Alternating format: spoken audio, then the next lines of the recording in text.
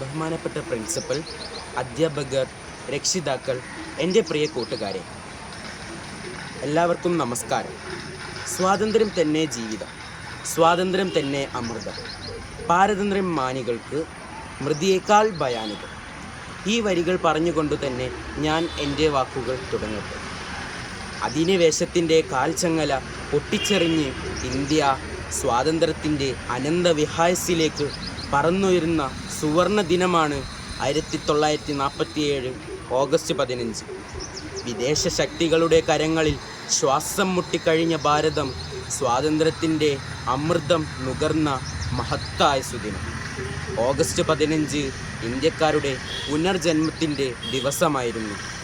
British അടിച്ചമർത്തലിനെതിരെ പോരാടി ഇന്ത്യക്കാരുടെ അവകാശമായ സ്വാതന്ത്ര്യം തിരികെ നേടിയെടുത്തതിൻ്റെ ആവേശപൂർവമായ ഓർമ്മ പുതുക്കലാണ് ഓരോ ആഗസ്റ്റ് 15.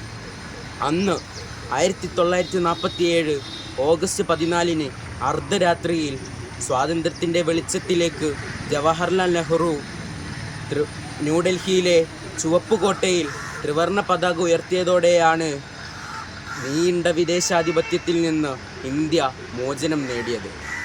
സ്വാതന്ത്ര്യദിനത്തിൽ രാജ്യമെങ്ങും വാനോളം ത്രിവർണ്ണ പതാക ഉയർത്തുമ്പോൾ ദേശത്തിൻ്റെയും ഭാഷയുടെയും അതിർത്തികളെല്ലാം മറന്ന് ഓരോ ഭാരതീയനും അഭിമാനത്തിൻ്റെ കൊടുമുടിയിലെത്തും.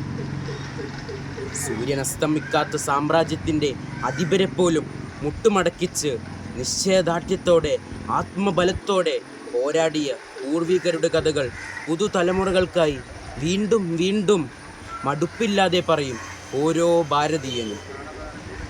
ഇന്ന് ലോകത്തിലെ ഏറ്റവും വലിയ ജനാധിപത്യ രാജ്യമെന്ന ബഹുമതിയോടെ ലോകരാഷ്ട്രങ്ങൾക്കിടയിൽ നമ്മുടെ രാജ്യം തലയുയർത്തി നിൽക്കുന്നു. അഹിംസയിലൂന്നിയ സ്വാതന്ത്ര്യമാണ് നമ്മുടേത്. എന്നാൽ ഇന്ന് ജാതിയുടെയും മതത്തിൻ്റെയും രാഷ്ട്രീയത്തിൻ്റെയും പേരിൽ മനുഷ്യർ പരസ്പരം പടവെട്ടുന്നു. കൊലപാതകങ്ങളും സ്ത്രീധന മരണങ്ങളും കുട്ടികളുടെ മേലുള്ള അതിക്രമങ്ങളും തുടർക്കഥയാകുമ്പോൾ യഥാർത്ഥത്തിൽ നമുക്ക് സ്വാതന്ത്ര്യം കിട്ടിയിട്ടുണ്ടോ എന്ന് സംശയിക്കേണ്ടിയിരിക്കുന്നു.